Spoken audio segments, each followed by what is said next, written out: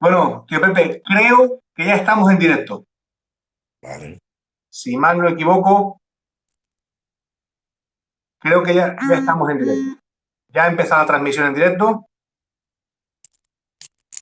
y vamos a esperar a que se vayan conectando diferentes hermanos, ¿de acuerdo? Vamos a disfrutar, tío Pepe, esta noche. Vamos a gozar de tu persona. Bueno, haré lo que pueda. Lo que pueda. Claro que sí.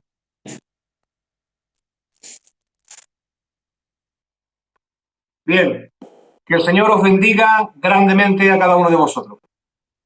Una noche más, desde este tiempo, espacio, desde Sana Doctrina, queremos darles la bienvenida a cada uno de aquellos que se están conectando en el día de hoy para poder disfrutar una noche más de la gran exposición de la palabra. Amén. Bien, desde Mallorca reciban un fuerte abrazo. Desearles que Dios los bendiga de una forma muy poderosa y muy grande. A todos aquellos que están siendo conectados ya y que están entrando dentro del programa, les invitaría por favor a que empezaran a compartir, empiecen a compartir para que pueda llegar a muchas personas y podamos disfrutar y podamos aprender todos. Amén. ¿Qué Bien, hago? hoy tenemos entre nosotros a nuestro hermano Pepe de Girona. Amén. Gracias queremos darte, tío Pepe, públicamente por tomar la decisión de compartir con nosotros. Nosotros sabemos que tu especialidad en la palabra, sabemos que, bueno, que cada hombre pues tiene un tema específico en el cual se desarrolla, es la antropología, ¿de acuerdo?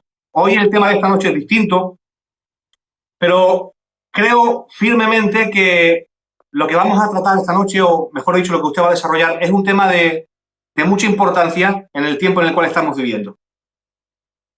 Es un tema crucial, importante, y que creo que tenemos que presentar verdades bíblicas como fundamento para el desarrollo del tema.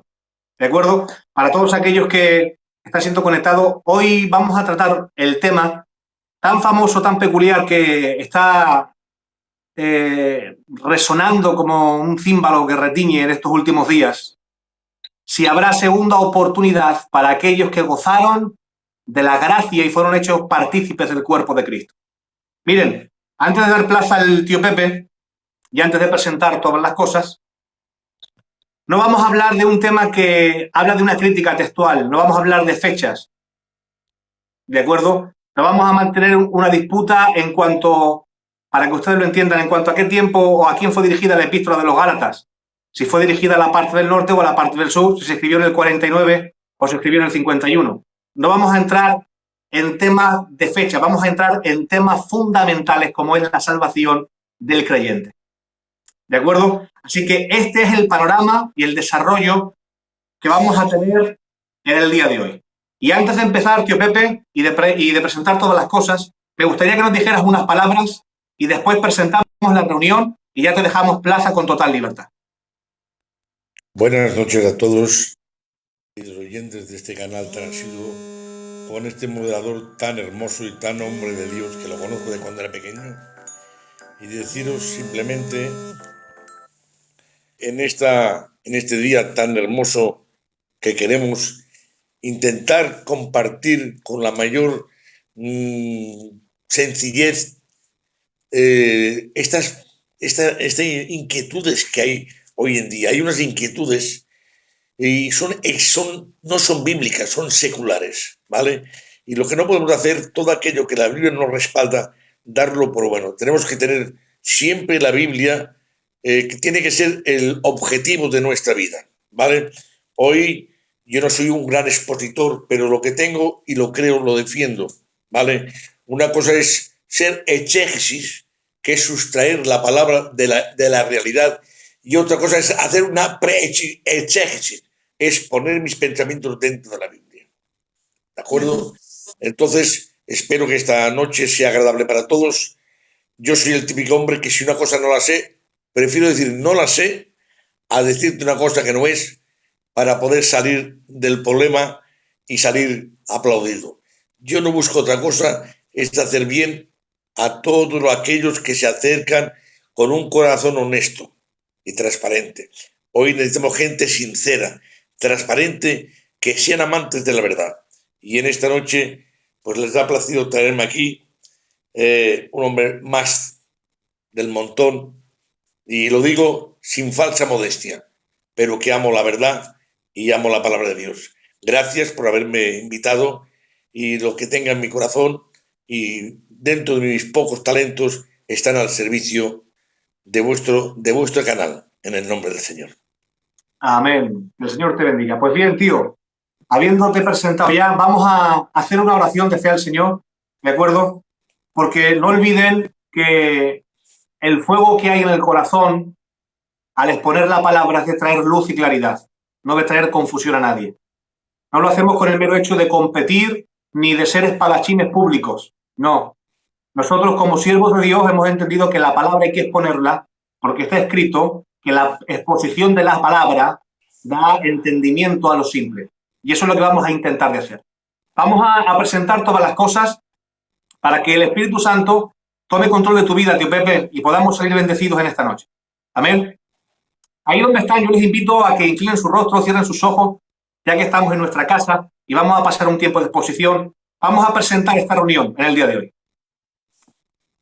Señor Jesucristo, Rey de Gloria, te damos las gracias porque nos permites estar en tu presencia. Señor, creemos firmemente que tú tienes el control de todas las cosas y que tú eres soberano y Rey eterno. Padre, esta reunión estaba en tu propósito y en tus planes. Por eso yo quiero rogarte, Señor Jesucristo, de que hoy tomes la vida de tu siervo y de que tu palabra, Dios mío, sea explicada con facilidad y claridad para poder hacer bien a tu pueblo, Dios mío. Te lo ruego en el nombre de tu Hijo amado Jesucristo. Gracias, Señor, porque sé por fe de que hoy tú nos vas a bendecir por medio de la vida de tu siervo. Y es en el nombre de Jesús. Amén, Señor. Y amén. Aleluya. Amén. Con total libertad, tío Pepe, ya que estamos viviendo un tiempo donde, sinceramente, hay gente que se está atreviendo a exponer dos tipos de pensamiento y dos tipos de escuelas acerca de si habrá segunda oportunidad para aquellos que fueron cuerpo de Cristo. Hay gente que se atreve a decir que sí y hay otros que con Biblia dicen que no. Nosotros quisiéramos escuchar tu opinión bíblica, que te ciñas al máximo a la palabra y que de ahí no te salgas. Y a disfrutar. Bueno, pues para que haya dos postulados que se dice, tiene que haber tanto versículos por un lado como por otro lado, las cuales se pueden equilibrar. Pero la persona que dice que hay salvación no tiene equilibrio. Es un sentimiento, coge un versículo aislado fuera del contexto, entonces creo firmemente de que es una equivocación y están, no sé si detrás hay algo más y no quisiera pensar. Duro es, si no te salvas en la gracia, duro es pasar la gran tribulación y allí es imposible. ¿De acuerdo? Yo voy a abrir la Biblia, voy a empezar con el libro de Apocalipsis, una división que quisiera que luego retornaremos más que nada. Quiero hacer una panorámica de lo que es hasta llegar a este punto crucial que se encuentra en 2 Tesalonicenses 4 en adelante. Pero primero tenemos que ir allí porque quiero hablar del fundamento de la Iglesia. La Biblia dice, tenemos que dividir las cosas en tres fragmentos. Este libro de Apocalipsis se tiene que dividir en tres fragmentos. Y el primer fragmento es, dices, Apocalipsis 1:19. Escribe las cosas que has visto, las que son y las que han de ser después de esta. Es una división de tres fragmentos. Primero, cuando aparece Juan y dice que detrás de él oyó una voz, dice que era como el estruendo de muchas aguas, se giró y vio un ser con el pelo blanco, sus ojos como llama de fuego, y dice la Biblia que de su boca sale una espada aguda, su rostro como sol cuando resplandece con su puerta. Y dice, cuando lo vio, caí como muerto a sus pies, y cuando caí como muerto a sus pies, él puso su diestra sobre mí y me dijo, no temas, yo soy el alfa y el omega, el principio y el fin, el que tiene la llave de David, la cual abre y nadie cierra, y la cual cierra y nadie abre. Entonces nos damos cuenta que aquí es del capítulo 1, las cosas que has visto, del capítulo 1 hasta el versículo 20, nos habla de lo que ha visto. Luego, las que son, nos habla de la iglesia. Y la iglesia es del capítulo 2 hasta el versículo 3 al 21. Y las que han de ser son del capítulo 4, cuando habla de la puerta abierta, hasta el capítulo 22-21, cuando ya está en la eternidad. Entonces, tenemos que intentar buscar este bosquejo, intentarlo hacerlo lo más suave y breve o escueto posible para llegar a la determinación, para tener una trayectoria las cuales no nos hace equivocar. Yo quisiera en esta noche traer una realidad bíblica, ¿vale? Si os dais cuenta, las 7 iglesias fueron dirigidas a congregaciones en tiempos de Juan, las características más sobresalientes de cada iglesia.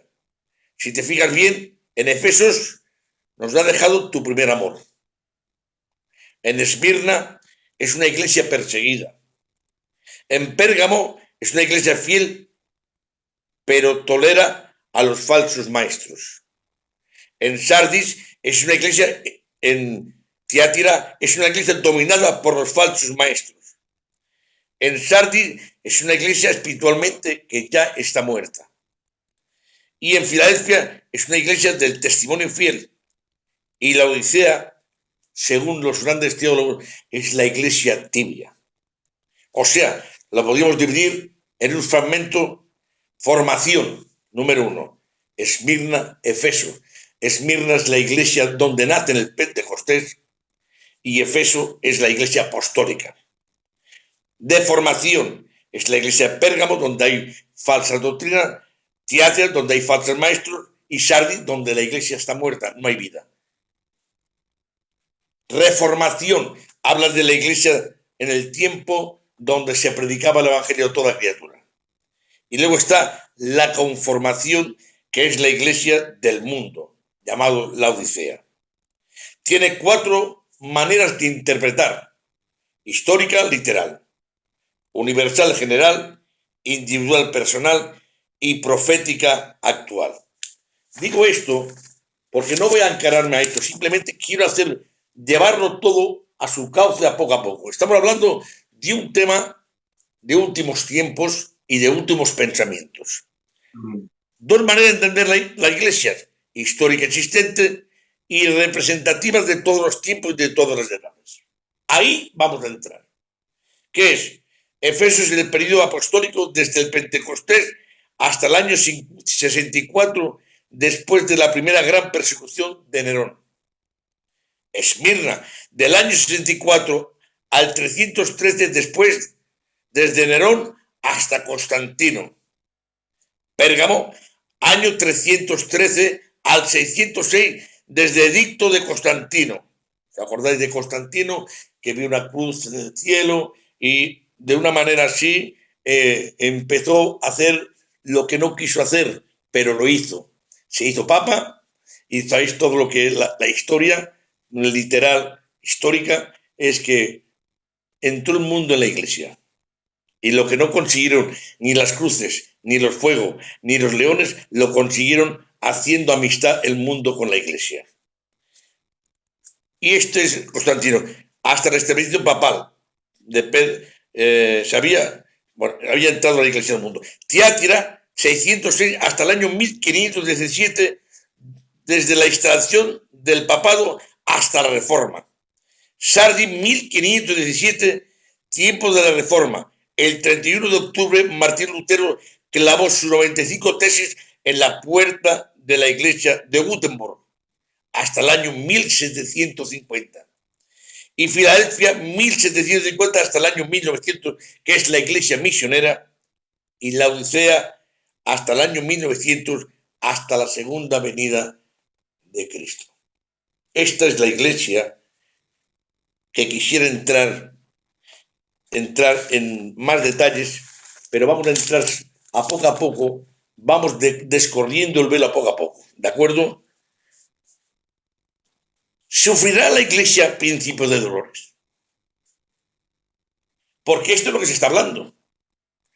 Esta pandemia está hablando que es un principio de dolores. El otro día lo estuve escuchando a gente de renombre, que es un principio de dolores. Y claro, si creemos que es un principio de dolores, entonces estamos en el principio de la gran tribulación. Y claro, si estamos en el principio de una gran tribulación, señores, el rapto ya ha ocurrido.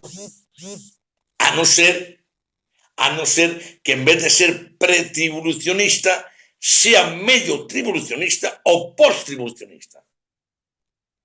¿Qué quiere decir con esto? Pues muy fácil, que no veo la iglesia en el Pentecostés, sino que veo la iglesia en la historia del pueblo de Israel cuando Moisés congregaba al pueblo. La palabra congregación pasó a ser sinagoga y de sinagoga pasó a ser iglesia. Son sinónimas. Y claro, los que son del pacto, la religión del pacto, que también son evangélicos, ellos no ven la iglesia en el Pentecostés. Al no verla en el Pentecostés, creen que el pueblo hebreo y la iglesia es uno, es un pueblo solo. Y claro, ellos interpretan que esto es un principio de dolores porque creen en el que es medio tribulacionista o post-tribulacionista. O sea, que veremos este que estamos diciendo, principio de dolores. Claro, para entender esto, nos tenemos que ir a la clave. ¿Cuál es la clave? Mateo 24, Lucas 21 y Marcos 13. Se le llama evangelios sinópticos. ¿Por qué? Porque la palabra sinóptico significa que los tres ven lo mismo juntos. Y nos damos cuenta de algo.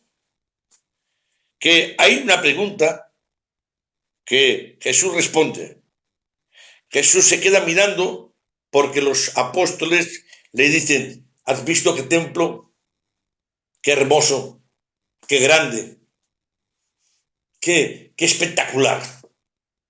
Y Jesús hace una contestación. No queda piedra sobre piedra que no sea derribada. ¿Quién se lo pregunta? Pedro, Jacobo y Juan y Andrés.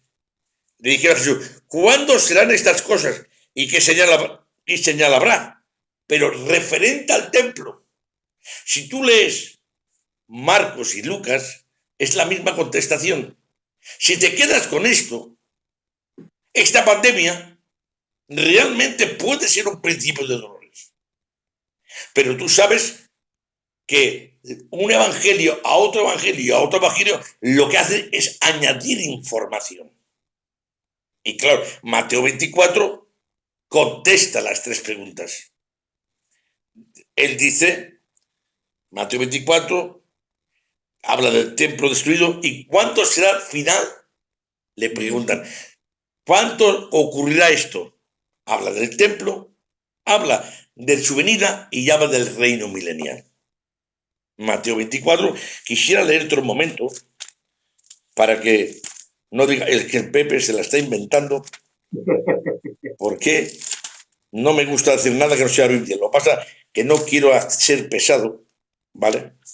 Pepe, por favor. Vamos a mirar. Mateo 24. Usted tranquilo. Con libertad. Ahora. ¿Sabes qué pasa? Que acabo de venir de un sello a predicar, no dejan vivir, como son piedras. Dice así Mateo 24. Fíjate. Pone señal ante el fin. Cuando Jesús salió del templo y se iba acercando a sus discípulos para mostrarles los edificios del templo, respondiendo él, les dijo, ¿veis todo esto? De cierto os digo que no quedará piedra sobre piedra que no sea derribada. Y estando él sentado en el monte de Olivos, los discípulos se le acercaron aparte, diciendo, dinos, ¿cuándo serán estas cosas ¿y qué señal habrá de tu venida y del fin del siglo? Ahora sí, ahora se entiende. Si no, nos quedamos la mitad. Y estas pandemias sería un principio de dolores. Yo quiero hoy recordarte unas cuantas pandemias que ha habido mucho más fuertes y más importantes que, si me lo permitís. Historia de las pandemias de la historia. Peste antonina.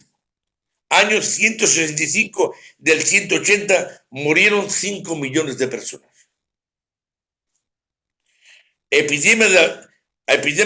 Plaga justiana. Año 541, 542 murieron otros 5 millones de personas. Epidemia de la viruela japonesa. Murieron 1 millón de personas. Peste negra o peste bubónica, que ya sabéis que esta fue que de las pulgas de las ratas traían esta infección, ¿vale? Del año 1347 a 1351 murieron 200 millones de personas, la tercera parte del mundo casi, en aquel entonces.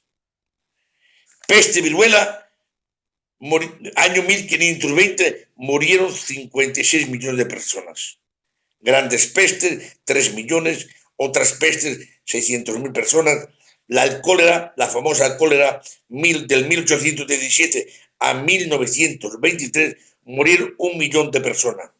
Brote de cólera, más tarde, murieron 12 millones de personas. Fiebre amarilla, llamada también la gripe española, murieron casi 7 millones de personas.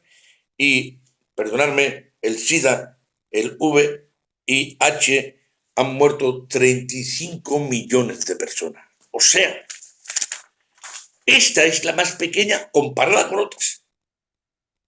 Pero ¿por qué parece que nos asusta tanto?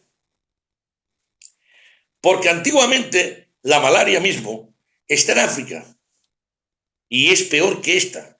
Quien coge la malaria no tiene cura. Y en 15 días todo lo que es del cuerpo se revienta y se destroza y te mueres. Pero como allí no tienen miedo de locomoción, no tienen medios de marcharse a un lado a otro, se queda en la misma región del norte de África y ahí van intentando curando y van pasando porque no se transmiten tanto.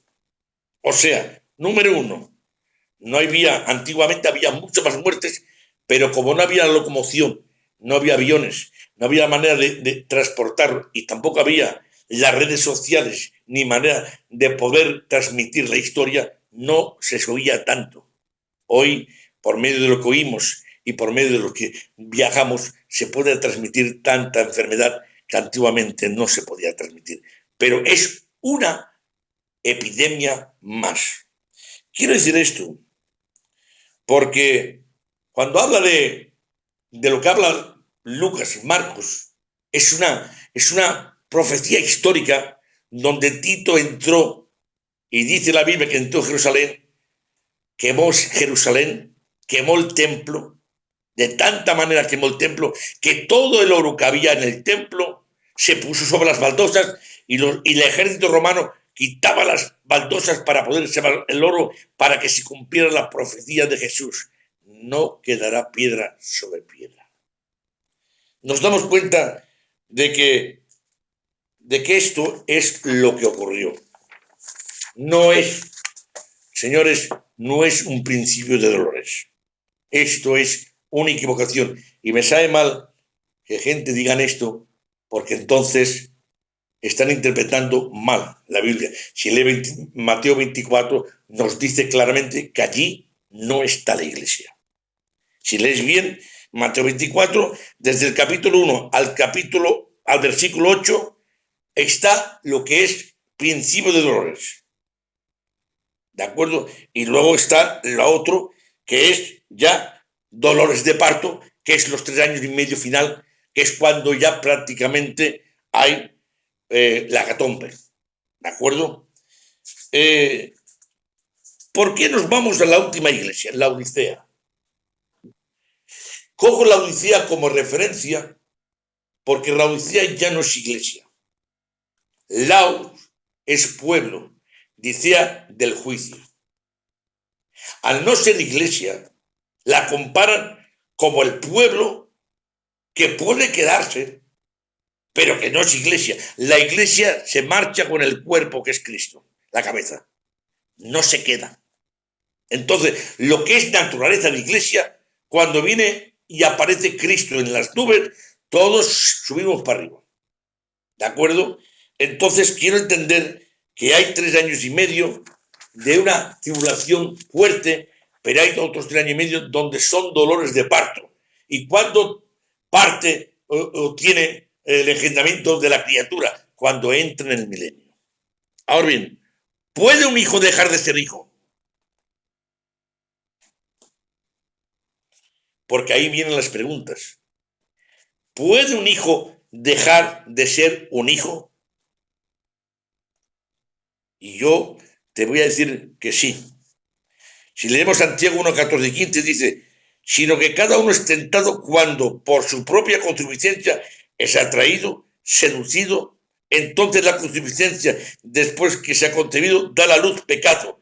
Y el pecado, siendo consumado, da a la luz muerte. Hay 4 acciones morales y 4 acciones inmorales. Noten, morales, el engendramiento, número 1, concepción, número 2, gestación, número 3, alumbramiento, número 4, y esto tiene una definición, regeneración. Pero ¿qué pasa cuando no son morales, que son inmorales?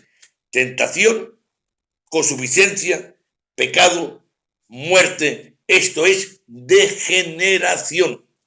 Y cuando un hijo, por posición es hijo, por condición, pierde la posición y la condición se degenera, deja de ser hijo. ¿Por qué? Porque la autosuficiencia, el orgullo y la rebelión es un síntoma que está dentro de la apostasía. No es solamente la incredulidad, no. Es la incredulidad de la autosuficiencia, del orgullo y de la soberbia. Esto produce ira contra Dios porque no crees en Dios, dejas lo de Dios y luego entraremos en los versículos que nos dan la clave de por qué no son de Dios. Amén. Fíjate, en Jeremías 12:5 nos dice claramente algo. Quisiera leerlo con vuestro permiso. Jeremías 12:5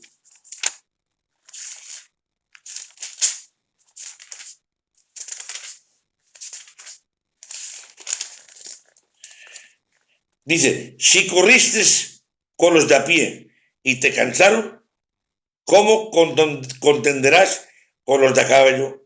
Si en la tierra de paz no estabas seguro, ¿cómo harás en la espesura del Jordán?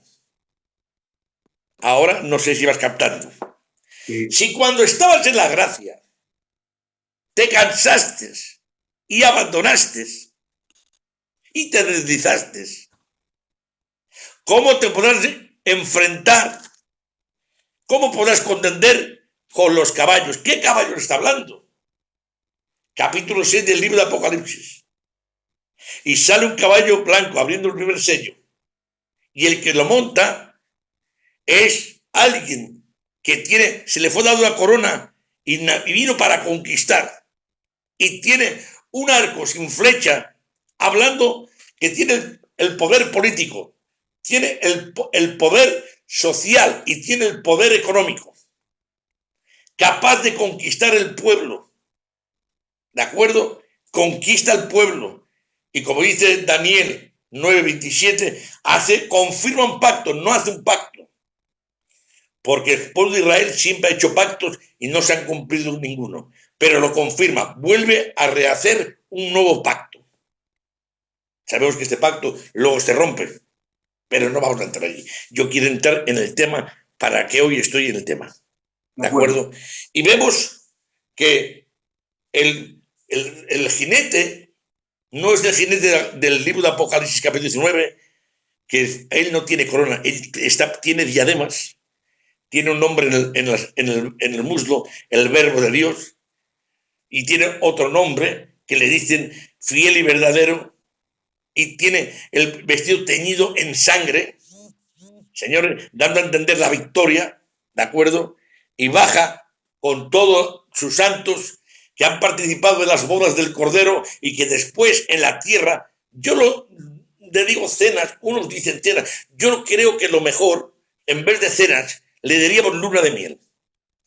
Pasé la luna de miel en la tierra con la iglesia, con los santos que han venido del Antiguo Testamento y con todos los mártires que han pasado la gran tribulación. Sabéis que la iglesia es raptada primero, ¿vale? Y eso está en el orden de 1 Corintios 15, cuando nos habla del orden de resurrecciones. Ahí vemos el orden de resurrecciones. Primero es la iglesia, primero es Cristo, y segundo la iglesia, y después habla de todos. Aunque todos se comparan de una manera. Los que tienen parte en la primera resurrección. Porque Apocalipsis capítulo 20, bienaventurado aquellos que han participado de la primera resurrección, porque la segunda resurrección es de condenación. O sea, que la primera resurrección no tiene que ver nada con los tiempos. Puede estar en el pasado, en el presente, en el futuro, pero cuentan como la verdadera resurrección de vida. Y aquí nos damos cuenta de todo esto. Ahora bien, si no has podido aguantar como cristiano, no has podido ser cristiano, no has podido ser del cuerpo de la iglesia, no has podido ser iglesia en el tiempo donde andabas con los tuyos, ¿cómo lo puedes hacer cuando el caballo blanco, el que lo monte es el anticristo? Y no hay 4 caballos. Esto es una falsa administración doctrinal. Es un caballo que se quita la careta, se quita la máscara y sale su carácter verdadero. ¿Vale? Sale el carácter rojo, guerra, sale el carácter negro, de hambre, y sale el carácter amarillo, de muerte. Es el mismo jinete que trae las consecuencias. ¿De acuerdo? Nos vemos que hay que entender que hay 3 pueblos. Fíjense. En Jeremías, en 1 Corintios 10:32, no seáis tropiezo ni a los judíos, ni a los gentiles, ni a la iglesia de Dios. No podemos mezclarlo todo. Hay 3 pueblos. Y la Odisea, pueblo del juicio, no es iglesia. Dice, la Odisea dice, tú que te crees ser grande, y dice, y no tienes necesidad de nada. No le está hablando a la iglesia, le está hablando a un pueblo que no conoce a Dios. Y dice, arrepiéntete, conviértete. Conviértete. Necesitas oro, necesitas vestiduras blancas, necesitas colirio. Son los 3 ingredientes que tienes que ver para poder conocer la palabra. Tienes que recibir naturalezas de Dios para ser un cristiano, una regeneración. Y necesitas también poder tener vestiduras blancas, porque tú no llevas vestiduras blancas, solamente son para los que realmente son salvos, sea por... A ver, quisiera hacer hincapié en algo. ¿Cuál es el mensaje que se predicaba en el tiempo de la gracia? Las buenas noticias del Evangelio. ¿Cuál es la meta de un cristiano? Que venga Cristo y nos marchemos con él. Esta es la meta que tiene un cristiano. Porque si tiene otra meta es porque no es cristiano. ¿De acuerdo? ¿Y cuál es el mensaje que tendrán en la gran tribulación? El mensaje, el evangelio del reino. ¿Por qué del reino y no las buenas noticias? Porque allí se predicará para que la gente, como dice Mateo 25, que lo han confundido mucho con el rapto, y Mateo 24 y Mateo 25 van unidos y es para el pueblo de Israel. Mateo 25 está diciendo claramente, 2 serán tomados y 1 será dejado. 2 estarán en el molino tomado y otro es dejado. Para el rapto es el que se lleva, es el que salva. Pero aquí no. Aquí está hablando de que hay 10 vírgenes, unas 5 prudentes, otras insensatas. Están esperando al esposo. O sea, en lo que es el trasfondo histórico-cultural del pueblo judío, nunca se habla de la mujer, siempre se habla del esposo. Viene el esposo es porque viene la esposa. Y cuando viene, se encuentra con un pueblo que hay un pueblo que está preparado y otro pueblo judío que no está preparado. Y entonces, ¿qué ocurre? Que al venir, pues el que toma, lo toma para llevarlo a condenación y a juzgar en el trono blanco de Mateo 20. Y el que entra en el milenio como salvado. No sé si me he explicado bien. Quisiera hacerlo sencillo.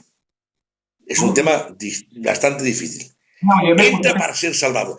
¿Qué ocurre, hermano Pepe? Que entra allí, es salvado. ¿Por qué? Porque el principio de dolores, el alumbramiento se hace en el milenio, entra un nuevo gobierno, entra un nuevo rey, entra una era edénica donde el pecado está totalmente excluido, aunque la concupiscencia de los hombres no se ha ido. ¿Me escuchas bien? Sí. Vale, de acuerdo, sigue. Pensaba que no me Pues entonces nos vamos ahora a lo que es la clave. Es un pueblo, la Odisea, gentil. ¿Qué es apostasía? Apostasía empieza con amartía, que es pecado. ¿Qué es amartía? Coger una flecha, coger un arco, y hay que tirar en el blanco. Y no llega. No cumples. O tiras en el blanco y sobrepasa. Vas sin contar con Dios.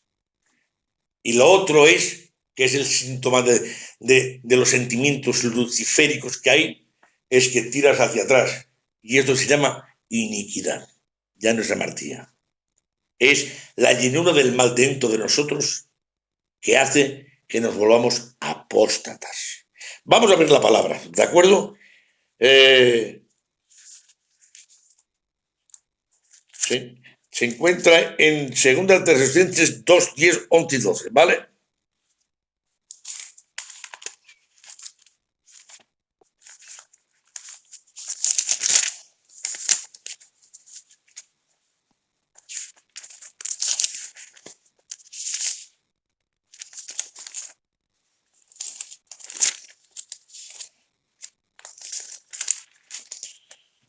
Y vamos a leer la palabra. Dice así. Y si el inicuo cuyo advenimiento es por obra de Satanás, con gran poder y señales y prodigios mentirosos, y con todo engaño e iniquidad para los que se pierden por cuanto no recibieron el amor de la verdad para ser salvos. Por esto Dios les envía un poder engañoso para que crean la mentira, a fin de que sean condenados todos los que no creyeron la verdad, sino que se complacieron en la injusticia. Si nos damos cuenta, estos son los apóstatas que Dios les da un estado que no ven la verdad porque ni la aman ni la quieren, sino que la han rechazado. Porque un apóstata, quisiera decir, no cae de golpe, no se vuelve apóstata de golpe. No existe la caída de golpe. Incluso para el hombre que no ha conocido a Dios se va degradando también.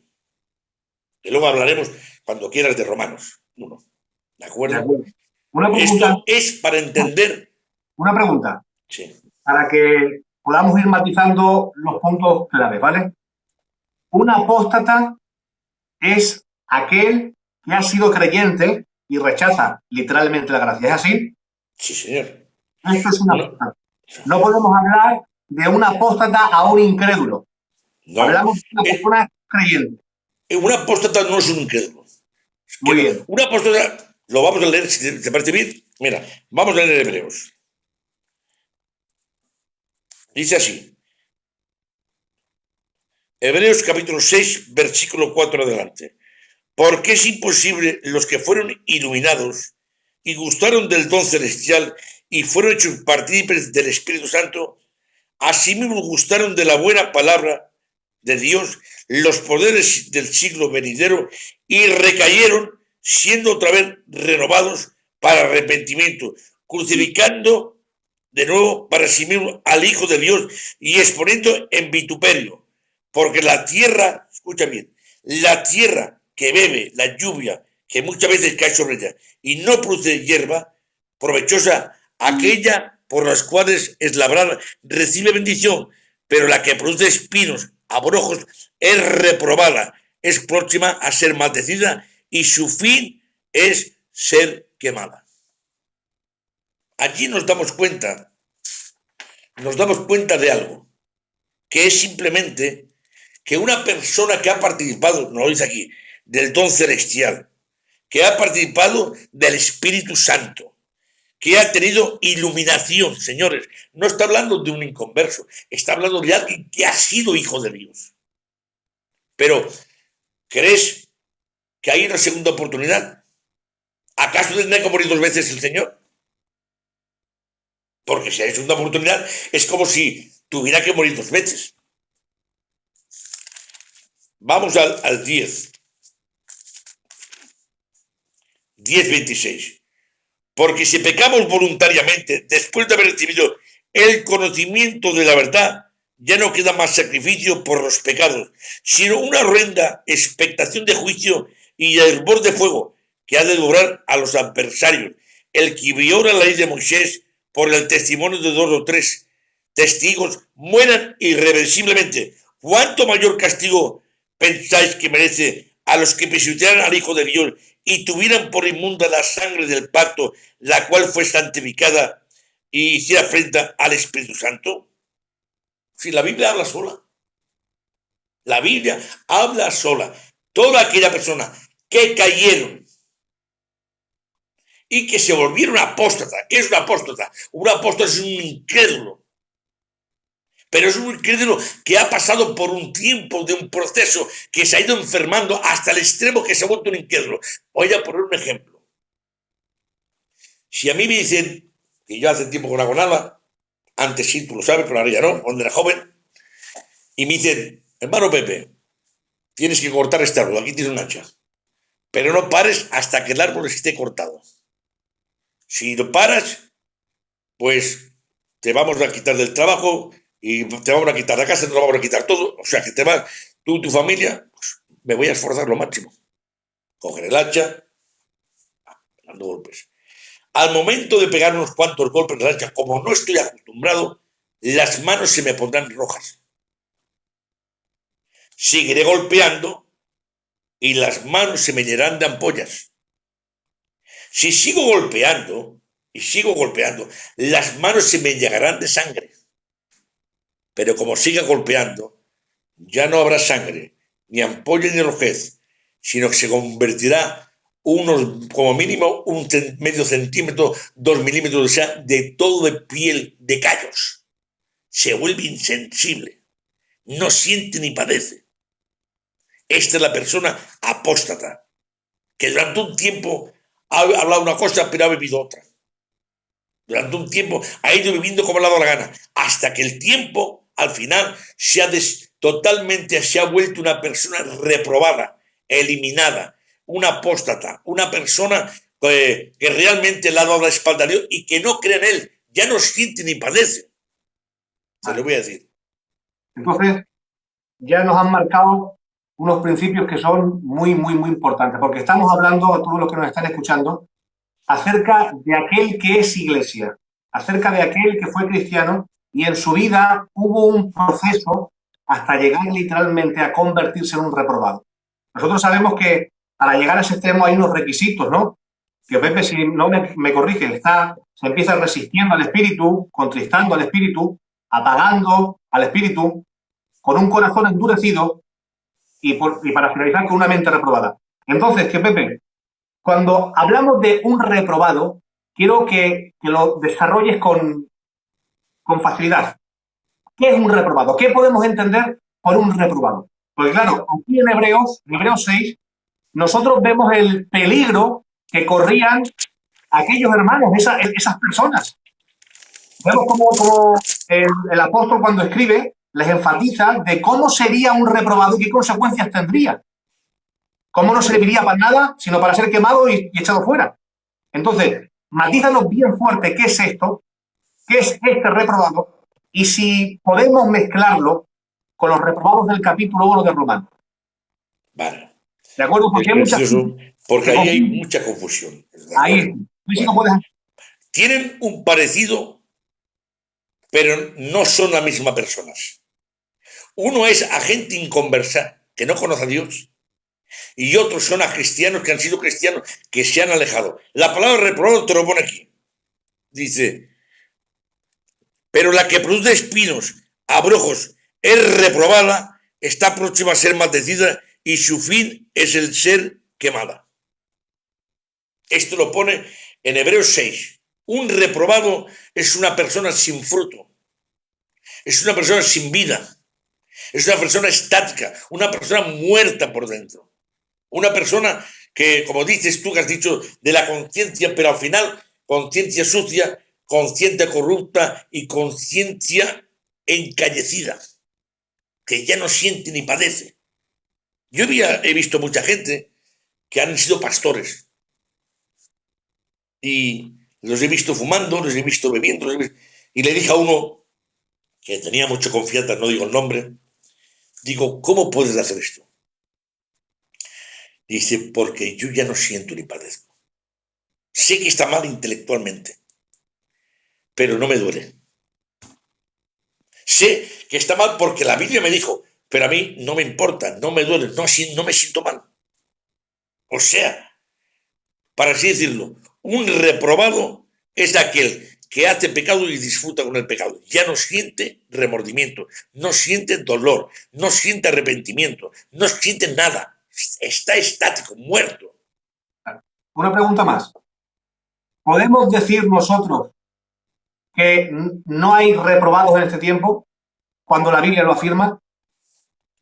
En este tiempo, claro que Claro, había reprobados. claro, porque hay, no podemos romper la Biblia. La Biblia habla de que hay gente que es reprobada.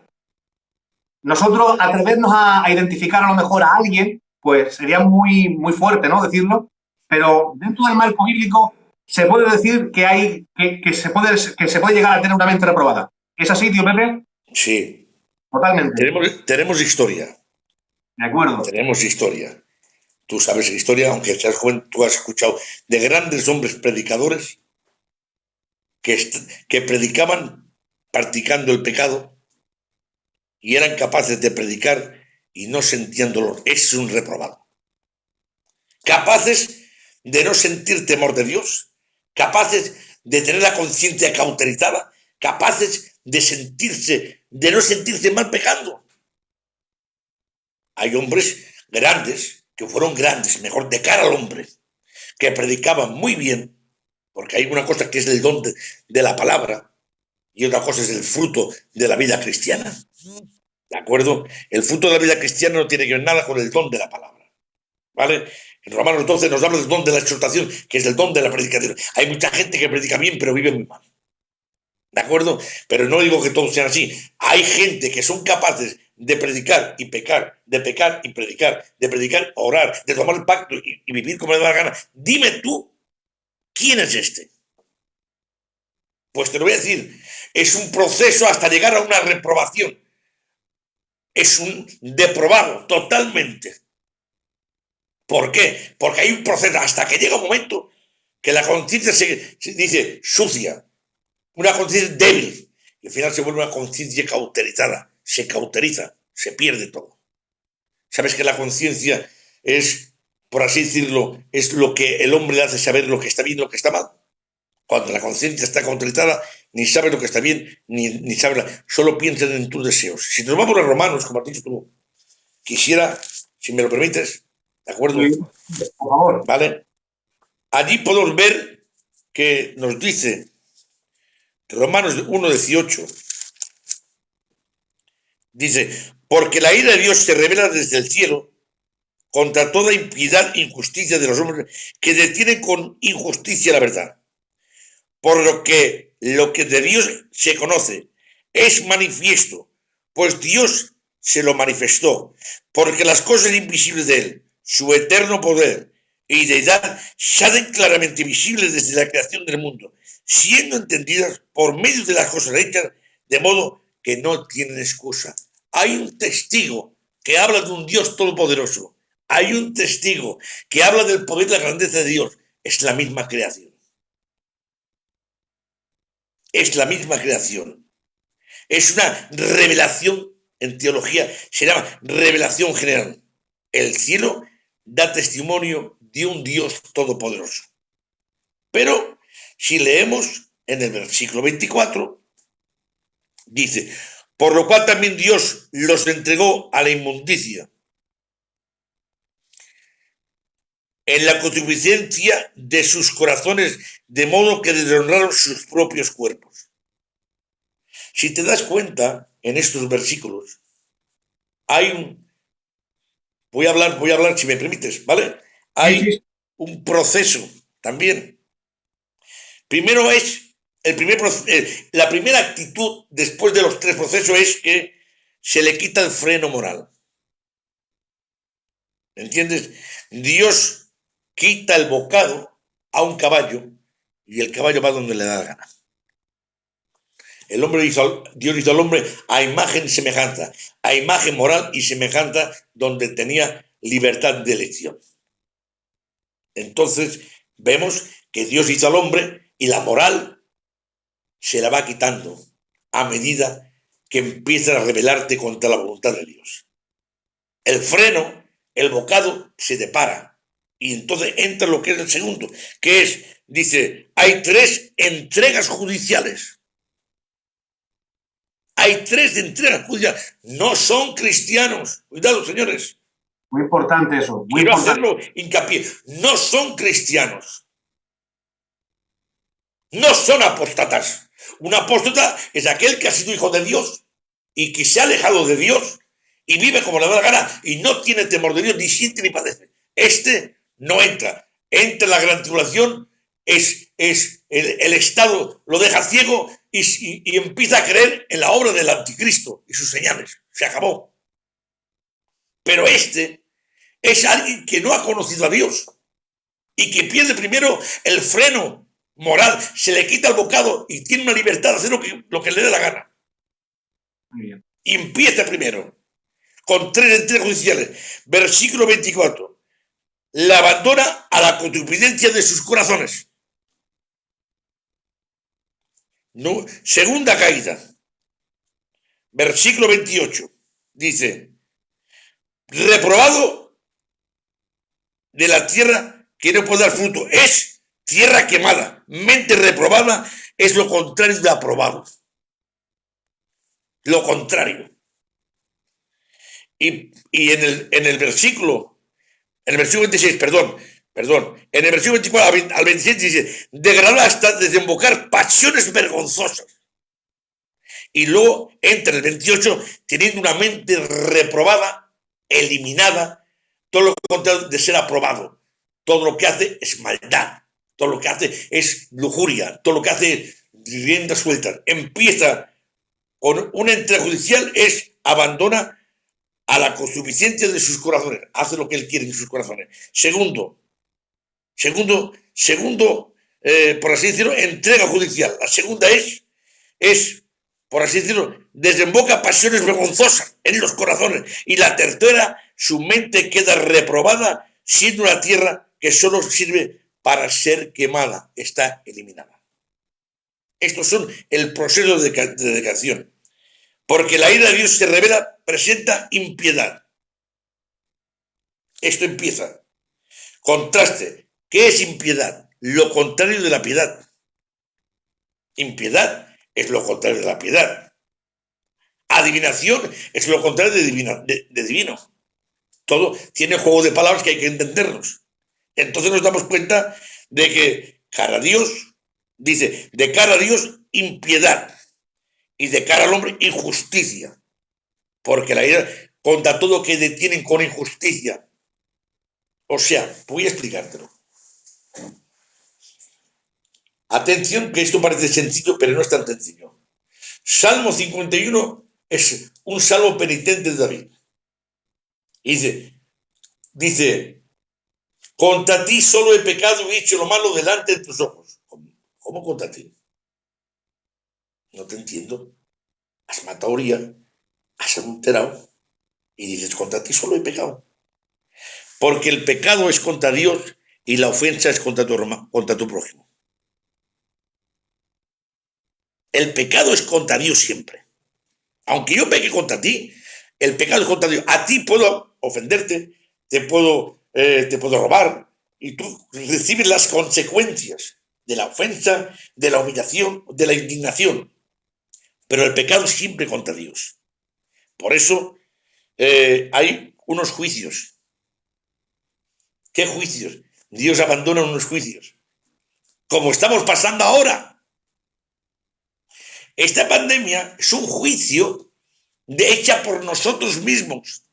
Dios no tiene que ver nada, pero Dios en su omnisciencia sabía que tenía que pasar. Pero Dios no puede impedir lo que nosotros hagamos por nuestra maldad. En vez de impedirlo, Dios lo que va a hacer es sacarnos del problema. Él es especialista para sacarnos del problema, pero no para quitarnos del problema. No sé si me explico bien. Sí, muy bien. Entonces, ¿qué quiere decir? Si ahora un hombre es un borracho, ¿cuál es el juicio de un borracho? Porque coge ese roso en el hígado y se puede morir. Este es el juicio. Un homosexual, ¿cuál es el juicio de un homosexual? La consecuencia, pues que puede coger el SIDA. Tranquilamente, es un juicio que nos lleva a la misma naturaleza y que Dios aparta, y es la consecuencia de lo que siempre recoges. Romanos capítulo 1, es para los gente que no conoce a Dios. Y en el capítulo 2 de Romanos, estos son los que van al trono blanco del juicio. Gente que no han sido gente que han aceptado a Cristo como inconversos, que han vivido como les da la gana, estos se condenan. Pero no son apóstatas. Apóstatas son aquellos que un día gustaron, que un día conocieron, que un día participaron, pero que tienen la sangre de Cristo y la tienen por inmunda y pisotean y no tienen por nada. Se han encarecido tanto en sus conciencias, viven reprobadamente, que no les importa nada, ni sienten ni padecen. Entonces vamos a ir empezando a matizar poco a poco, ¿vale? Entonces, nosotros entendemos que un reprobado, ¿de acuerdo? Ya usted ha desmantelado lo del capítulo 1, por cuanto entendemos que cuando Pablo desgrana, ¿no?, en su epístola para traer la solución al problema que había dentro de la iglesia de los romanos, él empieza a exponer en el capítulo 1 la condenación del gentil. Y es por eso que nos agarramos a esto, porque ellos no tienen una revelación directa, específica acerca de Cristo, sino, como bien ha dicho usted, tienen una revelación general. ¿De acuerdo? Entonces ahí vemos literalmente que ni aun en la mente del hombre no pasa la prueba y no es capaz para volverse a Dios. Entonces, por eso entendemos que en el capítulo 1, 2 y 3 habla de condenación para ambos pueblos, en el 2 es del juicio, pero como a partir del verso 24 del capítulo 3, a ambos se les muestra la salvación en Cristo, ¿no? Ahora parte de la ley se ha manifestado en la justicia de Dios testificada por la ley y por los profetas, ¿no? La justicia de Dios por medio de la fe en Cristo Jesús, a quien Dios puso como propiciación por medio de la fe en su sangre. Entonces, estas personas nosotros vemos que se les ofrece la salvación y que es aceptable, ¿de acuerdo? Porque estamos hablando de gente que es incrédula. Pero cuando hablamos de creyentes que comienzan a vivir una vida de desenfreno después de haber gustado el don celestial y comienzan a vivir una vida de práctica de pecado y llegan a ser reprobados, estos reprobados están en un punto de no retorno. Explícanos esto. Estos reprobados solo les queda, como dice la Biblia, son tierra maldecida y quemada, no pueden dar fruto, están bajo la ira de Dios. De acuerdo. Entonces, para no entrar ni dejar debate en el aire, nosotros no podemos definir quién es un reprobado porque no nos atreveríamos a decirlo, ¿vale? Pero sí entendemos que bíblicamente un reprobado es aquel que está en un punto de no retorno. ¿Es así? Un reprobado es un eliminado. Y un apóstata es aquel que camina, que ya ha negado la fe y se ha vuelto un incrédulo totalmente. Ya no cree en Dios. De acuerdo. Y vamos a seguir. Entonces, últimamente surge esta pregunta. Usted ya nos ha hecho la exposición, nos ha desgranado todo esto, y surge esta pregunta, tío. Que los que viven en el tiempo del arrebatamiento, ¿de acuerdo? Nosotros entendemos algo, que Dios trabaja en programa. ¿De acuerdo? Actualmente está el programa establecido de la Iglesia. Su reino está en nuestro corazón. ¿De acuerdo? Y como bien ha explicado usted, nosotros no tenemos nada que ver con las promesas hechas a Israel. Los pactos, el pacto abrámico, el pacto palestino, que es una connotación del pacto abrámico, el pacto davídico, la conversión de su corazón, todo eso son pactos que Dios ha hecho con los Esto, pactos administraciones, escuelas teológicas. y que tiene que cumplirlos Dios con ellos. Entonces, ahora, los que hoy gustamos de la gracia, gustamos del don celestial, los que experimentamos de verdad y gustamos de los poderes de este siglo, de este tiempo, gozamos del Espíritu Santo, participamos de escuchar de la palabra, terminamos siendo convencidos, porque algo tenemos en cuenta, tío. Cuando alguien es convencido por la palabra y el Espíritu Santo le convence y cree, esa persona bautiza en el cuerpo de Cristo. Eso no lo podemos negar. ¿Es así o no? Entonces, ¿qué sucede con estas personas que actualmente tienen un poco el sacrificio de Cristo y hacen afrenta al Espíritu de gracia? ¿Qué pasa con ellos? Si Cristo viene por su iglesia. Estas personas que hacen afrenta, como he dicho, Romanos 6 y Hebreos 6 y Hebreos 10, nos habla claramente de un apóstata que no, este hombre está fuera del plan de Dios de salvación. Porque es que Dios se enfada. Porque teniendo la oportunidad, estando caminando y se cansa, ¿cómo se va a poder enfrentar, como dice, enfrentar a los caballos? Imposible.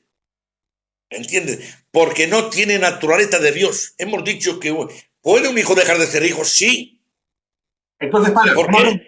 una pregunta. ¿La salvación se puede perder? Claro. ¿Un creyente? No se pierde. La abandonas tú. Muy bien. Perdón por haber utilizado esa expresión. Pero porque me está preguntando el hermano David Gilaver, ¿vale? Que es uno de los... David Gilaver es uno de los moderadores. Nos pregunta si la salvación puede perderse. La salvación no la puedes perder porque, o sea, se puede perder, tú te puedes deslizar de la salvación, tú te puedes caer, pero no la pierdes. Lo que Dios te da, no la pierdes. Dice Romanos capítulo 8, dice, ni lo alto, ni lo ancho, ni lo profundo, ni ángeles, ni arcángeles, ni nadie te arrebatará del amor de Dios, pero tú sí puedes. O sea, no es que la pierdas, sino que te deslizas. Ya te he dicho que la salvación no se pierde de golpe, es un proceso de deterioro hasta llegar donde llegas a ser un apóstata. De acuerdo. Hay también un texto que es muy importante que viene al tema, ¿no? Que es el de Gálatas 5:4. De Cristo os desligasteis los que por la ley os justificáis, de la gracia habéis caído. ¿No? Entonces, bíblicamente nosotros vemos que hay infinitas afirmaciones que instan al creyente a que cuiden de su salvación con temor y con temblor. ¿Es así, Pepe? Sí. Vale. O sea, lo que estás diciendo allí es que la salvación no se puede descuidar. De acuerdo. ¿De acuerdo? Porque tú sabes que hay dos escuelas teológicas que dicen que están los calvinistas, ¿Sí? que dicen que la salvación no se pierde, ¿Sí? y están los armenianos, que la salvación se pierde. Nosotros somos armenianos sin el extremismo. Muy bien. Somos más bien wesleyanos. ¿De acuerdo? Que la salvación no se pierde así como así, pero se puede llegar a perder. Mejor dicho, te pierdes, no te pierdes tú, sino que te deslizas de la salvación. La salvación es un vínculo, la cual tú si sigues eres salvo. Pero es como si Dios te custodiara, te cuidara, pero si te marchas. ¿De acuerdo? Entonces es esto. Otra pregunta. Tío Pepe, vamos a ir entrando en preguntas ya. Mire. Últimamente se está hablando mucho de lo que es un simpatizante, ¿vale? Porque nosotros ya usted nos ha demostrado, o así nos lo ha enseñado, que el que es creyente en el tiempo de que la iglesia es arrebatada, para eso no habrá salvación. La iglesia se lleva a los que son iglesia. Dios, en el rato, los que no son iglesia son reprobados y son apóstatas. Este no se salvan. De acuerdo. Y en el tiempo de la tribulación, no podrá ser salvo, recibirá salvación allí, tendrá una segunda oportunidad. A ver, has hecho una buena pregunta, ¿eh? Muy buena pregunta, porque ahí se agarran muchos. Pero pero es un sentimiento. No hay Biblia. ¿Qué es un simpatizante? Un simpatizante si ahora, por ejemplo, yo no he conocido a Dios, no he tenido un encuentro con Dios. Porque estamos hablando del que ha tenido un encuentro con Dios, no caído al culto, como aquel que va, ¿dónde va Vicente? Va la gente. O aquel que ha escuchado de Dios. Porque un encuentro con Dios viene del verbo yastar, que significa conocer, no saber, conocer. Hay que diferenciar entre dos palabras, entre saber de Dios y conocer a Dios. Saber de Dios, hay teólogos que son teólogos y son inconversos. ¿De acuerdo? Conocer viene del verbo yastar. Y perdonen porque tengo que utilizarlo. Es como la relación entre una mujer y un hombre. Y conoció a Adán, a Eva y tuvo a Caín. Y tuvo a Abel. Y conoció, o sea, el conocer viene del verbo yastar, que significa 4 propiedades. Número 1, intimidad. Número 2, comunión. Número 3, transparencia, por no decir desnudez. Y número 4, relación y a consecuencia el fruto. Esto es conocer. Un cristiano que no tiene fruto no es cristiano. Entonces, para matizar otra vez y que los que nos están viendo lo escuchen bien, el reprobado que se queda, para ese no hay salvación en la tribulación. Ninguna. Vale, una cosa quiero decir a todos los que nos estáis escuchando. La gracia de Dios siempre ha existido en todos los tiempos. Y gracia siempre ha habido. En la ley ha habido gracia, actualmente hay gracia, y en la tribulación habrá gracia. Lo que nosotros tenemos que entender, quién son los gentiles que no conocieron al Señor, ni tuvieron la oportunidad de escuchar el Evangelio, y quién es el Israel, que también en aquel tiempo creerán, y sobre ellos se manifestará la gracia. ¿De acuerdo? ¿Hay gracia en la gran tribulación? Por supuesto que hay gracia. Hay y avivamiento. Y un avivamiento. Total, pero para... Claro. Pero porque para allí los 144.000 van a aplicar por todo el mundo. Exactamente. Y los dos digan al pueblo de Israel. Y habrá un avivamiento grande, aún en medio del dolor. Muy bien. Para gente que no han conocido la verdad. ¿De acuerdo?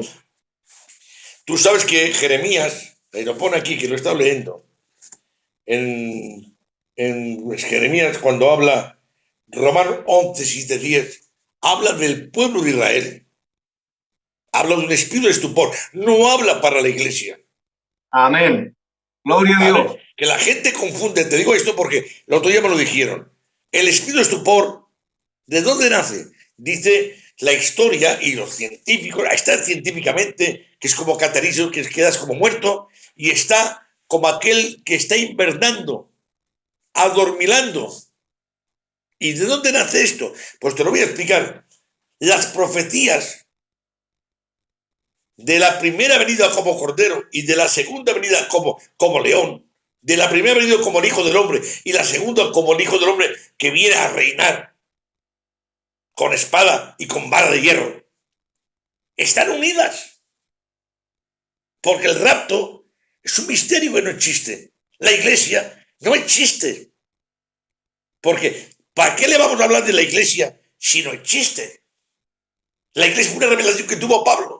En 1 Corintios 15 habla de la iglesia. Y cuando habla allí, vendré y me tomaré a mí mismo, a ellos ni entendieron esto. Juan 14:1. Eso está hablando de Israel. Cómo ese programa y ese misterio a ellos les fue velado. Ellos no lo conocen hasta que Cristo instituye su reino, les oculta el plan con ellos, ¿no, tío? ¿Es así? Sí, es más, en este pasaje, como no entendieron el mensaje de que Cristo venía como un polino, no lo entendieron. Entonces se adormilaron porque esperaban a un Mesías rey que los libertara. ¿Te acuerdas de Juan el Bautista? Que lo cogieron preso y le preguntaron, ¿es él o esperamos a otro? Y le contestó, diles, los ciegos ven, los sordos oyen. ¿Sabes lo que le estaba diciendo? Soy el Mesías de la primera venida. Ahí está. Ellos ese misterio no lo podían entender. Eso no lo pudieron entender y ahí se quedaron y les llaman espíritu de estupor, no un demonio. Cuidado. No, ahí está. Es que hay un problema, ya lo digo, luego dejo. Una cosa para matizar, ¿vale? Una cosa para matizar. Nosotros sabemos que para Israel, ellos simplemente son monoteístas, creen en la existencia de un solo Dios. ¿De acuerdo? Para ellos la Trinidad ni va ni viene. Sí. Exactamente. Entonces, cuando dice literalmente en el libro de Isaías, en el capítulo 52, versículo 10, que el brazo de Jehová se ha desnudado para salvación a todos los nacidos de la tierra. Luego ese brazo nos dice, en el libro de Isaías, que tiene aquí el brazo de Jehová. Está hablando de la persona del Hijo, del siervo de Jehová. ¿De acuerdo? Para ellos era un misterio. Entonces, una cosa que hay que matizar. El espíritu de estupor, el juicio que Dios envía sobre ellos, es por causa del endurecimiento de Israel. Ahí está. ¿De acuerdo? O sea, al no recibir... Una cosa que sigue. Habían señales específicas que marcaban que él era. ¿De acuerdo? Y como acto soberano de gracia de Dios manifestada sobre Israel, se literalmente cayó sobre ella un juicio conocido como el juicio de estupor. Oigan bien, claro. El propósito del juicio de estupor es para que se vuelvan, se conviertan y él lo sane. No tiene nada que ver con lo que se cae en el tiempo de la tribulación. No, nada. ¿De acuerdo? Porque aquello fue un plan de Dios, porque a los suyos vino y los suyos no lo reconocieron. Voy a darte una analogía que a ti te gustará mucho, que esto le he sacado yo. El que me la robe es mía, ¿eh? Dios hace a Adán. Y en Adán lo crea. Del barro, tú sabes la historia, un muñeco de barro, le sobra aliento de vida. Más tarde, Adán lo hace dormir en un sueño profundo y de su costado, de sus huesos, saca a Eva. ¿Por qué no tiene que dormir si no sentía el dolor? El dolor es sinónimo de pecado. ¿Por qué no tiene que dormir? Hay una ilustración grandiosa. Adán representa al pueblo de Israel, duerme, y mientras duerme en el tiempo de la iglesia, está durmiendo en el tiempo para despertar en la gran tribulación. La Eva es la iglesia y duerme hasta que la iglesia deja de estar allí para poder despertar en la gran tribulación. Por eso, cuando allí no entienden el mensaje y aparece Zacarías y dice quién es, porque se quiere sentar ante Cristo, rompe el pacto y ve las heridas y dice, ¿dónde te han hecho esta herida? En casa de mi amigo. Lo abre los ojos y empieza a llorar, como aquel que lloran por el primogénito. Ahí se dan cuenta del sueño que tuvieron, porque no quisieron ver al Mesías como tenían que verlo. Querían ver un rey que los liberaba del gobierno humano, y Jesús no venía a liberarlos del gobierno humano, venía a liberarlos del pecado. Pero Dios les dio opción a la salvación. Pero un apóstata no, porque ha gustado, ha disfrutado, ha tenido el Espíritu Santo dentro de él, ha vivido con el Espíritu Santo, ha visto los poderes, ha visto la transformación, ha tenido un corazón cambiado, pero ha dejado, ha abandonado, se ha vuelto encañecido, ha perdido la conciencia, ha perdido el sentimiento, ha perdido todo, hasta llegarse a ser un incrédulo y no puede volver en sí.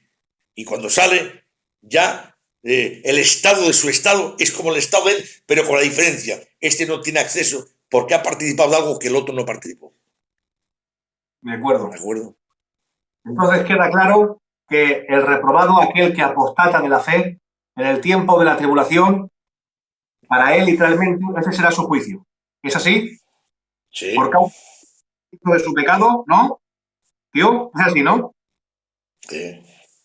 De acuerdo. Es correcto. Esto es bueno que esto se quede claro. Primeramente, no es un principio de dolores lo que estamos viviendo. Segundamente, no hay nueva oportunidad. Voy a aclarar algo. La gente simpatizante que no han conocido a Dios, escucha bien, y entran en la gran tribulación y se salvan, no es una segunda oportunidad. Es una primera oportunidad porque nunca estuvieron convertidos. ¿De acuerdo? Está hablando para aquel que nunca recibió a Cristo en su corazón, nunca, ¿no? Cuidado, que no han nacido de nuevo. Muy bien. Que no han nacido de nuevo, porque el que va y no ha nacido de nuevo es un simpatizante. ¿De acuerdo? No podemos meterlo como iglesia. Uno es iglesia cuando ha nacido de nuevo.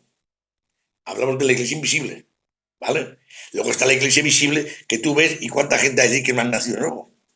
No dice que echó el sembrador a sembrar y parte cayó junto a pedregales y que parecía que eran cristianos, pero eran un cristianos superficiales, que no había profundidad. Esto no han nacido nuevo porque no han podido dar fruto. Un verdadero cristiano tiene que dar fruto, aunque después se convierta. Miren, dice la Biblia, el pez bueno y el pez malo, ¿sí o no? Lo dice. Dice la Biblia, has estado dentro de la iglesia porque era del cuerpo, pero después te ha sacado porque ha sido vómitos. Perdóname la expresión. ¿Vale? Y después habla de la trigo y la cizaña. Y después habla, Juan 15, dice, el fruto se limpiará para que dé más fruto, pero el que no dé fruto, aunque está liado ahí dentro, pero realmente no ha dado fruto, se corta y se echa. O sea, un verdadero cristiano tiene que dar fruto, aunque después, porque no es normal que nazcas de nuevo y no tengas fruto. Aunque el fruto empiece con un proceso de santificación, pero hay fruto. Porque si hay un don, uno que acepta el Señor ya tiene un don, por pequeño que sea, pues tiene fruto. Ahora bien, si después de haber tenido fruto y de haber vivido con Dios y de tener a Dios, empieza a ser un incrédulo, vive como le da la gana, abandona la fe, este no tiene derecho a salvarlo. Es que Dios no lo salva. Es que no hay segunda oportunidad. ¿Te puedo poner un ejemplo? Y si es correcto, ¿me lo verificas? ¿Cómo?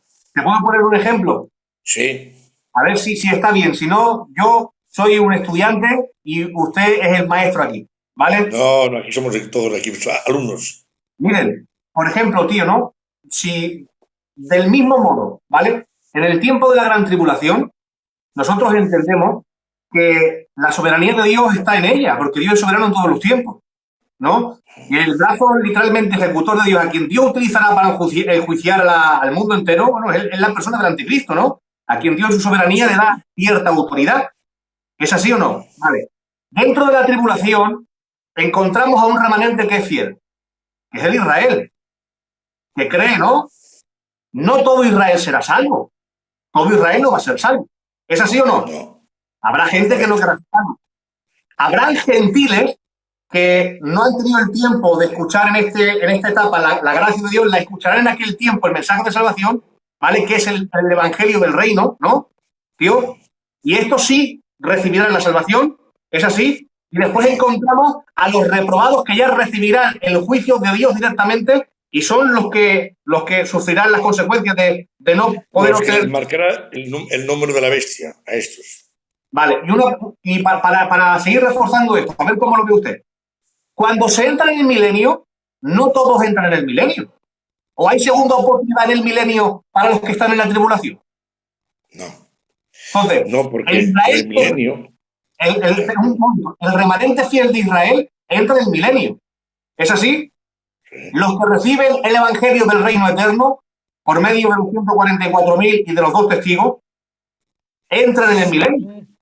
Pero los que lo rechazan no tienen segunda oportunidad para entrar en el milenio. ¿O me equivoco? Sí. Entonces, nosotros actualmente, que estamos en la gracia de Dios, que estamos participando de la potencia y de la gloria del cuerpo de Cristo, no podemos decir entonces que en aquel tiempo habrá salvación. Innegable. No se puede, no hay salvación. Yo ahora, por ejemplo, decido ser un ladrón, un adúltero, un fornicario, un ruinero. Decido pegar un golpe en la mesa y decir que no quiero seguir a Cristo. Yo tengo conocimiento de la verdad. Yo soy pastor, mi casa es cristiana, he nacido en un hogar cristiano, pero ahora llega el momento que digo que no quiero, que se acabó. Hasta aquí hemos llegado. No quiero avanzar. Quiero dejar a mi mujer, irme con otra, vivir en pecado, es decir, tener una vida de desenfreno. ¿De acuerdo? Manifiesto una vida de pecado. Tengo en poco el sacrificio de Cristo y hago afrenta al Espíritu de gracia. Porque la finalidad de hacer afrenta al Espíritu de gracia, nosotros entendemos que el Espíritu Santo, para que abandone el cuerpo, no lo abandona de un día para otro. No, hay un proceso para llegar a blasfemar. Entonces, si hago afrenta al Espíritu de gracia, también estoy, entre comillas, resistiéndolo. Es así, ¿no? Y la blasfemia contra el Espíritu Santo es el rechazo continuo y deliberado de la única persona que puede llevarte al arrepentimiento. ¿No? Pues, Claro, correcto. El no arrepentirse porque no crees es la blasfemia del Espíritu Santo. de acuerdo. Entonces, este ejemplo que te pongo del milenio, si en el milenio acontecerá aquello y no todos entrarán en el milenio, ni habrá segunda oportunidad para ellos allí, ¿por qué en este tiempo de juicio y de tribulación los que hemos gustado de la verdad podemos tener gracia y misericordia en la tribulación? Buena pregunta. ¿Es así o no? Muy buena pregunta. Te voy a contestar, ¿vale? De acuerdo. Porque no es lo mismo tener al Espíritu Santo al lado que tener al Espíritu Santo dentro. Tú tienes un privilegio que no lo tendrá nadie. Ni siquiera los apóstoles lo tuvieron. Tener al Espíritu Santo sellado como la garantía, el paracleto, el que anda contigo y el que está dentro de ti.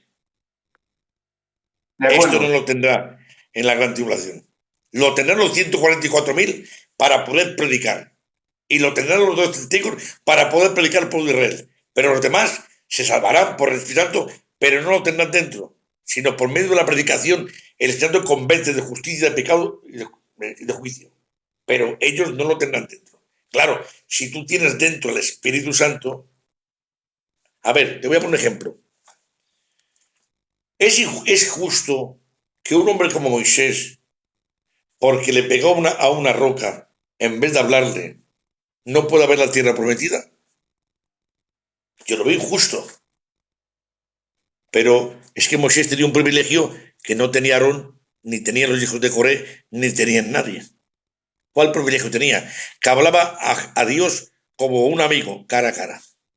Y al que mucho se le da, mucho se le exige. De acuerdo. Vamos a matizar, tío, y explícanos este texto, ¿vale? El de Tesalonicenses, el versículo 11, ¿vale? Porque, a ver si usted me lo puede hacer entender, ¿no? Porque, fíjate lo que dice el 11 y el 12. Te lo leo, ¿vale? Sí. Dice, por esto Dios les envía un poder engañoso para que crean la mentira, a fin de que sean condenados todos los que no creyeron a la verdad, sino que se complacieron en la injusticia. Una pregunta. Ya lo tenemos claro y lo cerramos de que no podemos jugar dejando una puerta de segunda oportunidad de salvación para el creyente. No quieras experimentar aquel tiempo con todo el poder demoníaco que va a haber en ese tiempo.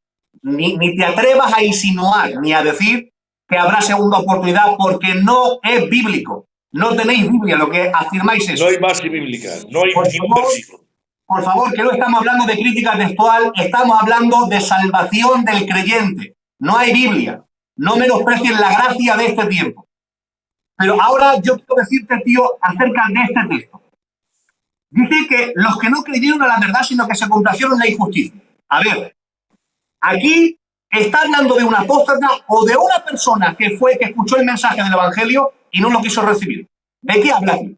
Están hablando de Romanos y de Tesalonicenses. No, de Tesalonicenses, el 12. Está hablando de un cristiano. ¿Es de un cristiano? Sí. Y vivieron como les dio la gana. En Vale. Romanos no. En Romanos habla de un inconverso. Pero aquí habla de un creyente. Que no, o sea, que conociendo la verdad, la rechazó. La incredulidad, alguien que ha creído, alguien que ha tenido su naturaleza, alguien que ha entrado el Espíritu Santo dentro de su vida, la incredulidad es darle la espalda a Dios y disfrutando del pecado. Tú cuando pecas y yo cuando pecas sentimos dolor. Pero cuando tú pecas no sientes dolor en un proceso. ¿Sabes que la fiebre es buena y el dolor es bueno? Porque si un niño pequeño toca una estufa y se quema, evitará que un día se queme más. El dolor es que tienes vida.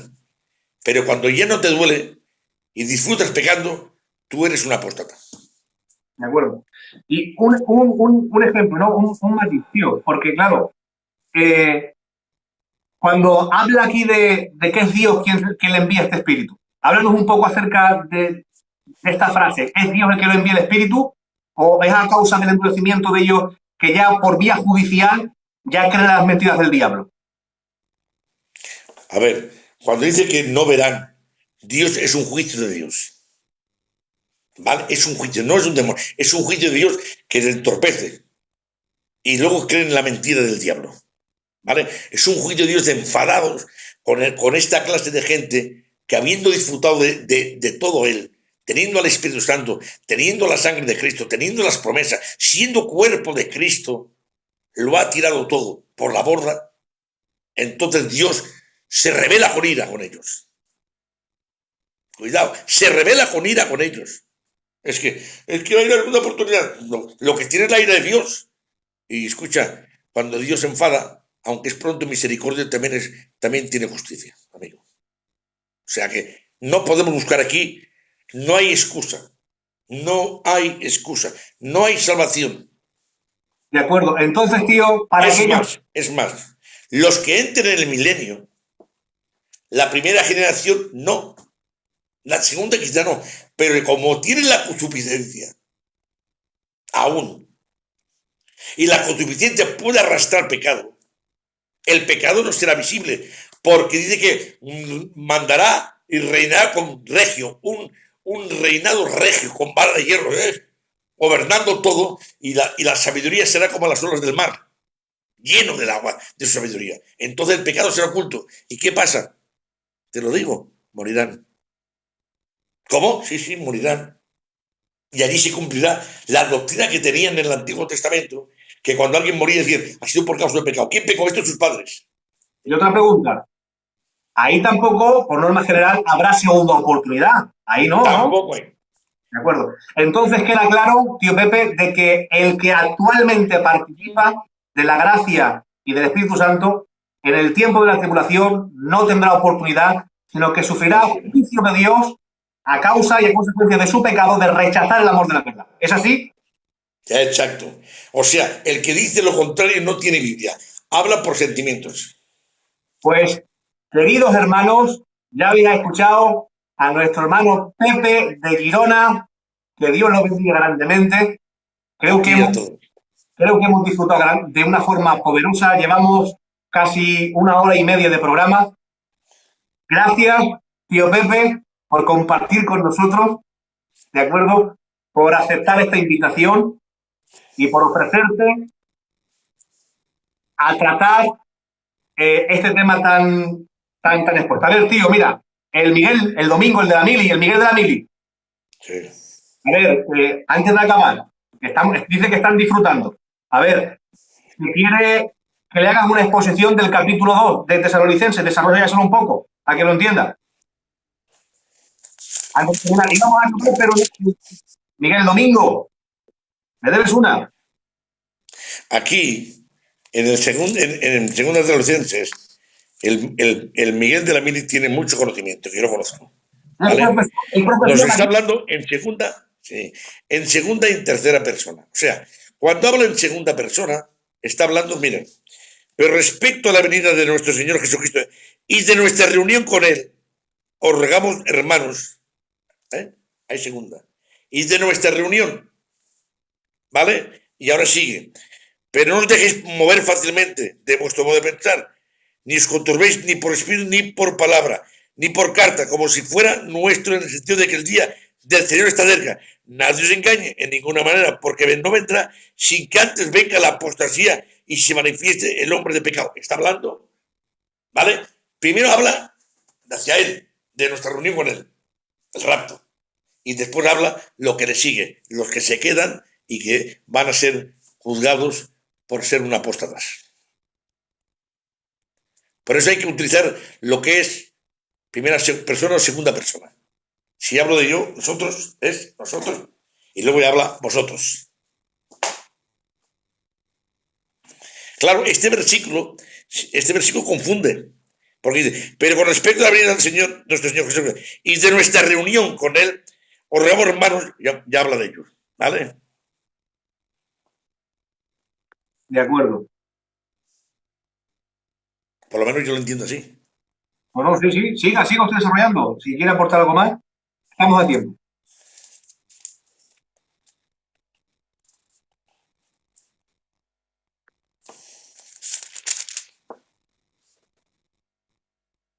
Ahí estaba. No, fíjate, dice, ¿no os acordáis que cuando yo estaba todavía con vosotros os decía esto? Interrogante. Y ahora vosotros ya sabéis lo que os detiene, a fin de que su Dios tiempo se manifiesta. O sea, está hablando en segunda persona todo ya. ¿Me entiendes? Está hablando de los que se quedan. ¿vale? O sea, la gramática es muy importante. Hay 4 maneras de interpretar la Biblia. Tú que estás clases, sabes. Primero, textual, texto y contexto, histórico, gramatical y cultural. Si estas 4 cosas no se meditan en la palabra, entonces salen las falsas doctrinas. Una buena hermenéutica. De acuerdo, tío Pepe. Pues nada, no sé qué, aquí están hablando los hermanos. Sí, Vale, mira, me ha pasado una pregunta. sí. ¿Vale? A ver si pueden ser hermanos con preguntas que conciernan al tema, ¿vale? A ser posible el tema. Estamos hablando acerca de si habrá la dichosa famosa segunda oportunidad. No hay, no existe, No existe. no existe. Esto es una invención de los sentimientos de gitanología. No hay Biblia, ¿no, tío Pepe? No, No hay Biblia para demostrarlo. no hay Biblia. De acuerdo. A ver, Bien. esta pregunta es de. A ver si la encuentro por aquí. Bueno, me ha preguntado uno de un familiar mío, de Lérida, el Rafa, su hermano, ¿vale? Un hermanico suyo, me ha preguntado acerca del liquidador Hernández, acerca de cuando una persona se aparta, si es un reprobado o no. No, No, ya te he dicho algo que antes, que un reprobado no es instantáneo. Hay un proceso. Si fuera instantáneo, entonces juzgaríamos mal. Hay un proceso, ¿vale? Y si este proceso de deterioro sigue, entonces el Espíritu Santo se marcha de él. Una. Y después no tiene oportunidad.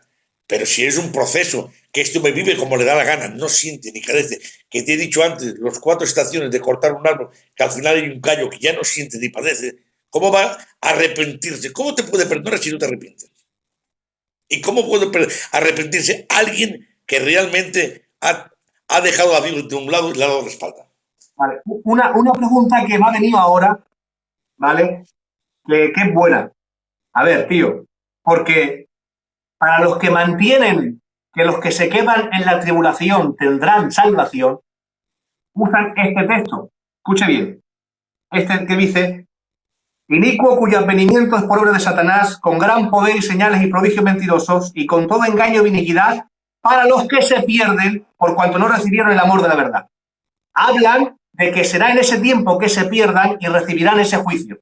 Para que lo entendamos. Correcto. Ya te he dicho que creerán al anticristo y la obra del falso profeta. Te lo he dicho Sí, antes, ¿te acuerdas? ellos se basan que si no crees al anticristo, tendrás la salvación. ¿Eso es correcto decirlo? No. Es más, te voy a decir algo más. Hay gente que se han atrevido a decir, bueno, yo me dejo cortar la cabeza y me salvo. A ver, si tú te dejas cortar la cabeza y te salvas, eres salvo por obras. Y por obras no se salva nada. Efesios 2:8. Nadie es salvo por obras, para que nadie se gloríe. Toda la obra del hombre es como trapo de inmundicia. La salvación del pasado es por fe. La salvación de un presente es por fe. Y la salvación de un futuro es por fe en Cristo. De acuerdo. Entonces, esa base no vale, ¿no? Eso No de vale. que si yo no sigo al anticristo, cuando Cristo venga a establecer su reino, yo me salvo con él. Eso no se puede decir. No, no, no. Tú no sigues al anticristo, pero si tú te has apartado del Señor, además que tú le seguirás. Perdóname, tú le seguirás. ¿Por qué? Porque tú ya no temes a Dios ni respetas a Dios. Y si el anticristo dice, oye, ¿quieres comer? Te marca lo que quieras. Ya no hay sensibilidad, nada. Vale. Es que la gente juzgan bajo una mente humana, coherente. Estamos hablando de un tema que el hombre que se vuelve apóstata no se vuelve apóstata en un día. Es un proceso de tiempo. Va enfermando, se va deteriorando, la conciencia se va contaminando, se va ensuciando hasta el final. Hay un versículo en la Biblia que habla de los apóstoles. Me lo voy a leer. Y no me puedo marchar sin decirte esto, ¿vale? Mira, hay 91 personas conectadas. Estamos teniendo una buena audiencia esta noche. Tira. Fíjate. 1 Timoteo 4:1. Pero el Espíritu dice claramente que en los posteriores días algunos apóstoles de la fe, escuchando espíritus de demonio, engañadores y doctrinas de demonio, por la hipocresía de mentirosos que teniendo cauterizada la conciencia. Y ahora vamos a otro lado, donde vemos también que hay. Eso puede ser en este tiempo, ¿no? Tranquilamente. Sí, totalmente. Es más, mírate, los sentimientos de un apóstata. Segunda Timoteo 3. También debes saber esto, que en los posteriores días vendrán tiempos peligrosos, porque habrá hombres amadores de sí mismos, ávaros, vanagloriosos, soberbios, blasfemos, desobedientes a los padres, ingratos, impíos, sin afecto natural, impagables, calumniadores, intemperantes, crueles, aborrecedores de lo bueno, traidores, impetuosos, infatuados, amadores del deleite más que de Dios, que tendrán apariencia de piedad, pero negarán la eficacia de ellos. A esto evita. Son tóxicos, son apóstatas. Totalmente claro y comparto esta posición. Es sinceramente la que creo. Es la bíblica. Es la bíblica. No podemos... Y es la nuestra. Nosotros somos pretribulacionistas, ¿vale? Y somos dispensacionalistas. Si no, entonces serás del pacto, serás de lo que tú quieras. Y como aquí no vamos a hablar de escuela, de teología, si no hablamos de lo que es la Biblia, hay que sujetar con la Biblia. De acuerdo. Hemos disfrutado, tío Pepe. Yo con vosotros y contigo, que como moderando eres un fenómeno, conmigo. Hemos disfrutado, de verdad que sí. Si sabes más que yo, eres un fenómeno. Bueno, queridos hermanos, desde aquí ya son las 12 de la noche, casi. Habéis escuchado la exposición, cómo ha desgranado desde el principio, y luego cómo ha ido matizando con Hebreos 6, que es un apóstata, cómo un apóstata es aquel que gusta, ¿de acuerdo? Un incrédulo no puede apostatar por cuanto nunca ha recibido, ¿de acuerdo? Habéis visto la diferencia del espíritu de estupor, que eso es, en cuanto a la nación de Israel, eso es un juicio que Dios le envía a ellos, y cómo ese espíritu de mentira es distinto, ¿de acuerdo? Cómo la finalidad de uno es para que se conviertan, y si siguen endurecidos serán condenados, ¿de acuerdo? Israel, y luego cómo es distinto a ellos. Hemos visto, hermanos, que la Biblia habla de reprobado, que se puede blasfemar con tal espíritu, y se puede apostatar de la fe, y eso es innegable, no lo podemos negar, ¿de acuerdo? Y a todos aquellos que nos escuchan, Sí. del tío Pepe y de un servidor, no abramos la puerta a ninguna teoría inexistente que no tiene fundamento bíblico. No somos Dios para condenar a nadie, pero tampoco somos Dios para ponernos en su posición. En contra de la palabra. No, es que ¿sabes qué es lo que pasa? Que nos dicen, no, es que tú no eres nadie para juzgar porque eso es cosa de Dios, ¿de acuerdo? Pero tampoco es nadie quien para decir que en aquel tiempo habrá salvación, porque eso le pertenece a él. No se puede jugar a ser Dios, ¿eh? Ahí está. Por eso nosotros nos marcamos al cuadro bíblico. Hemos visto el ejemplo de los que entran en el milenio, al igual de los que entran en la tribulación. Como los que entran en el milenio, para ellos no habrá una segunda oportunidad, amados hermanos. Entonces, no queramos experimentar la ira de Dios manifestada, porque algo entendemos. Que quien te la ira de Dios. Exacto. ¿Quién es que un apóstata está bajo la ira de Dios. Exactamente. ¿Y quién desata los sellos? Es la ira del Cordero. ¿Qué quieres hacer aquí? ¿Qué quieres decir a esta segunda oportunidad? No estamos en tiempos de confundir al pueblo, sino de exponer con facilidad lo que creemos. Entendemos que Cristo tiene por su iglesia y de que nos vamos. Como queremos agradar tanto a la gente y ser populares, a veces la verdad duele. Pero oye, prefiero la verdad que me haga llorar y me salve que la mentira que me ponga contento y me condene. No hay más. ¿De acuerdo? De acuerdo. Dale a todo Palma, desde aquí, a toda la zona de Palma, que os quiero mucho, ya sabéis que para mí sois algo especial y para mí marcasteis un antes y después. Me sentí tan querido aquí que os digo algo, esta zona siempre estará en mi corazón. Sois maravillosos, sois cristianos, sois gitanos, sois buenas personas, tenéis buenos sentimientos. De verdad, da gusto de haber estado en Palma. Es más, me hubiera costado poco venir a vivir aquí de lo bien que me encontré. Le da recuerdos a todos cuando los veas, a tu padre, de parte mía, ¿vale? A tu tío, a todos, y les das un abrazo a todos. Y Palma, a todos los que estáis aquí, un abrazo, deciros que vuestro hermano Pepe os camela, ¿vale? Y que si no camelara no sería de Dios, pero es que os camela de verdad, ¿vale? De acuerdo. Que Dios te bendiga y buenas noches. Gracias por todo. Un beso. Buenas noches. Dios te bendiga. Hasta luego, Marqués.